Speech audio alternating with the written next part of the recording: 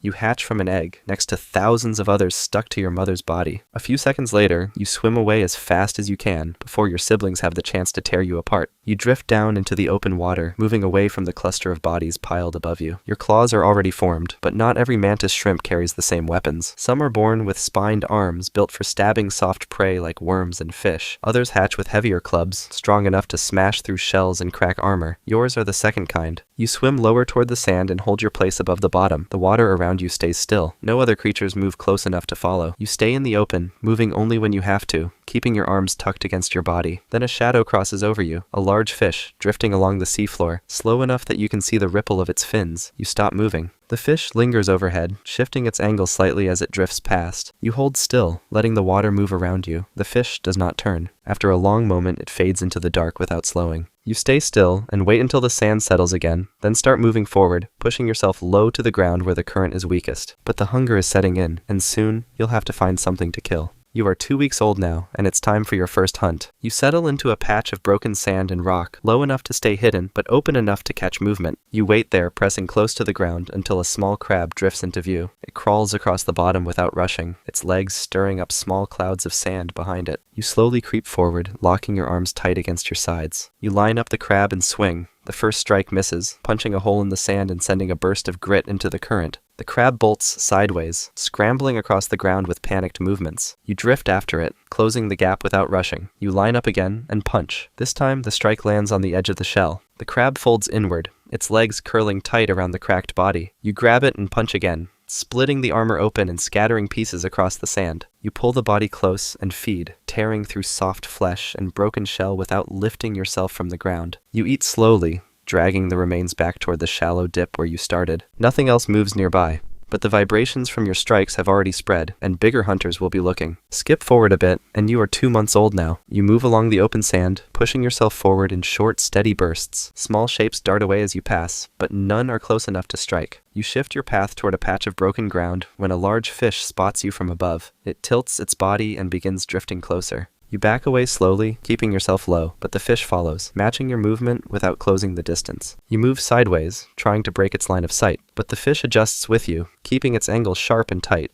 You move again, drifting lower along the sand, but it stays locked on. You glance away for a fraction of a second, checking the ground ahead for cover. At that moment, the fish lunges with its mouth wide open. You bolt sideways, missing the strike by centimeters. This is when the chase begins. You push forward, weaving and turning across the open ground. The fish follows tightly, snapping at your tail every few seconds. You dodge left, then right, changing angles without slowing down. The sand blurs underneath you as you push harder, but the fish stays close, its jaws flashing open and shut just behind you. You spot a narrow gap ahead, tucked between 2 slabs of rock. You position yourself towards it, flattening yourself even lower against the ground. The fish lunges for a final strike, but you dive through the gap just ahead of it. It slams into the stone behind you, sending a cloud of sand into the current. You stay hidden inside the gap, holding still until the vibrations settle and the water clears. You escaped this time, but next time might not be so easy. You are 1 year old now, and it's time to build your first real shelter. You settle against a flat stretch of sand and start digging downward, carving a narrow tunnel just wide enough for your body to slip inside. You work slowly, kicking sand out behind you until the hole drops nearly 50 centimeters deep. It's enough to hide you from most hunters, and the loose sand around the entrance hides the tunnel's shape from above. You leave the burrow open and drift out across the bottom, scanning for small prey. The water stays quiet, and nothing crosses your path for a long time. When you circle back toward your burrow, another mantis shrimp is already there. It hangs just outside the entrance, moving slow but keeping its body low to the ground. It spots you and charges forward without hesitation. Its strike misses your side by less than a few centimeters. You back away quickly, shifting sideways across the ground, but the other shrimp follows, swinging its clubs again and again. You lunge forward and swing back, catching its arm with a glancing blow that knocks it sideways. For a moment, the other shrimp stalls. You push forward and strike again, aiming for the side of its head. It deflects your club with a quick turn and counters, swinging low toward your legs. You jolt backward, narrowly avoiding the blow. You swing again, but your strike cuts through empty water. The other shrimp closes the distance instantly, its clubs hammering into the sand just inches from your body. You block once more, but your movements are slowing. It pushes harder, cutting sharp angles around you, forcing you to give ground with every strike. You don't fight for long. The burrow isn't worth dying for. You turn away, abandoning the tunnel without looking back. You can always dig another shelter,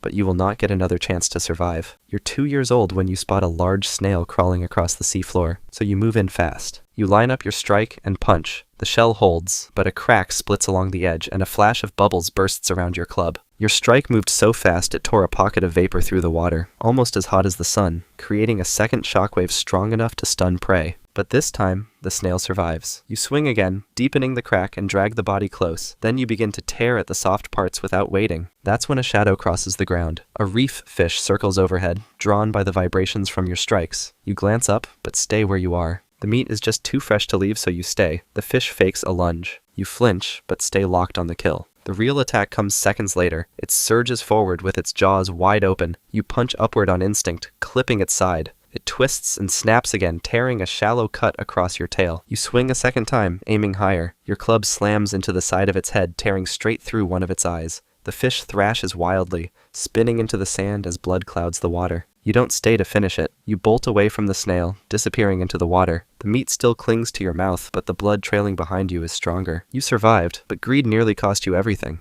You are 3 years old now. You detect subtle vibrations through the current. They are short and pulsing rhythms that weren't here before. You turn toward them, pushing through the water until the signal sharpens. A female mantis shrimp drifts into view, moving slowly across the ground. You swim forward, signaling that you are ready to mate with her. She stays still, so you close the gap and lock bodies. The connection holds for a few seconds, but before it finishes, a second figure moves through the current. Another male mantis shrimp, smaller than you but faster, cuts across the ground. The female twists away, breaking the connection early. You don't stay as well. You push backward, moving out of range before the other male can strike. A while later, you drift forward through the water when another signal brushes against you. It's slower and steadier. You turn and follow it, moving along the seafloor until a second female comes into view. This one watches you closely. As you approach, she raises her clubs slightly, holding them close to her body. You stop and signal again. She holds position, studying you for a few moments longer. Then, without warning, she drops her arms and moves forward. You close the gap and mate quickly. The connection holds without interruption this time, lasting only a few seconds before she twists away and disappears. But you don't follow. You turn toward open ground and drift away from the mating ground. In the distance, something larger is moving, but you don't look back. You move before anything catches your trail. You are 5 years old now. While swimming around, you spot a dead crab lying against a slab of broken rock. Its body is half shredded and leaking into the sand. A pufferfish hovers over it, tearing at the soft parts with quick but powerful bites. You drift closer to snatch some of the crab for yourself. The pufferfish sees you but doesn't back away. You lunge forward, swinging your club at full speed. The punch misses, smashing into the sand just short of the carcass. The water ripples hard around the pufferfish, but it doesn't move. It inflates instantly, swelling into a tight, spiny ball that forces you to pull back. It twists towards you without warning and snaps forward. You dodge sideways, slipping just beyond reach as its teeth snap closed over nothing. It spins and surges after you, snapping again.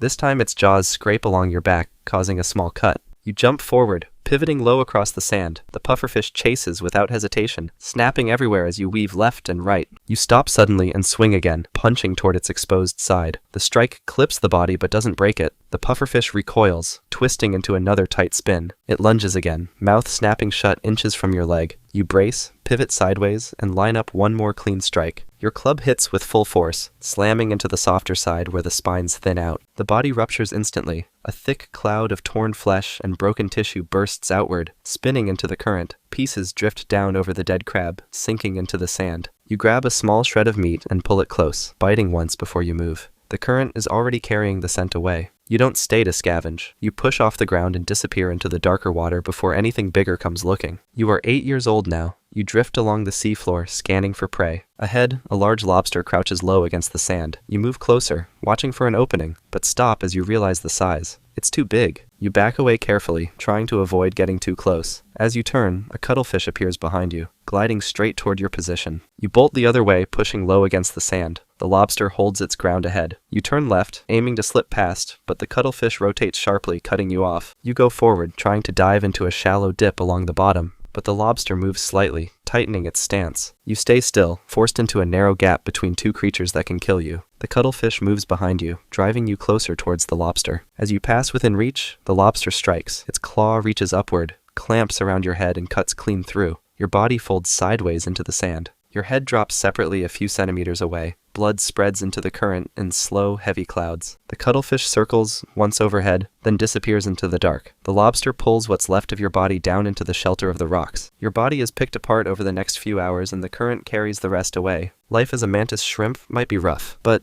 There's another animal out there that has it way worse. Trust me, it's wild. Check out the video and see for yourself.